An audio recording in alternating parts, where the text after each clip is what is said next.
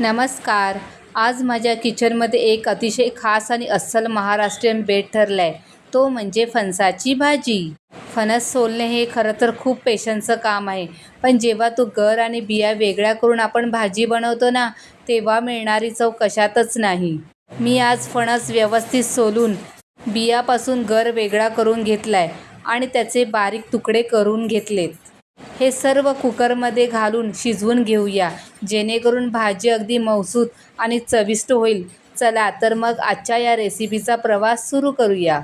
वाफवलेल्या बियांची साले काढून घेतली. आता भाजीला खरा चवदार बनवणारी ही खमंग फोडणी.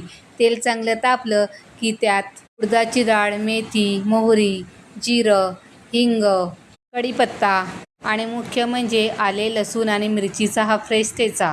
तो चांगला परतून झाला. आता शिजवलेला गर आणि बिया फोडणीत घालून चवीपुरते मीठ घालावे आणि चांगले परतून घ्यावे, म्हणजे सगळे मसाले फणसात व्यवस्थित मुरले जातात. आणि एक वाफ येऊन द्यायची.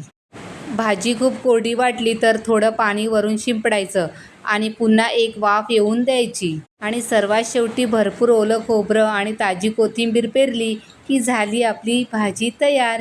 ही भाजी पोळीसोबत अप्रतिम लागते. कशी वाटली तुम्हाला ही रेसिपी? कमेंट्समध्ये नक्की सांगा हं.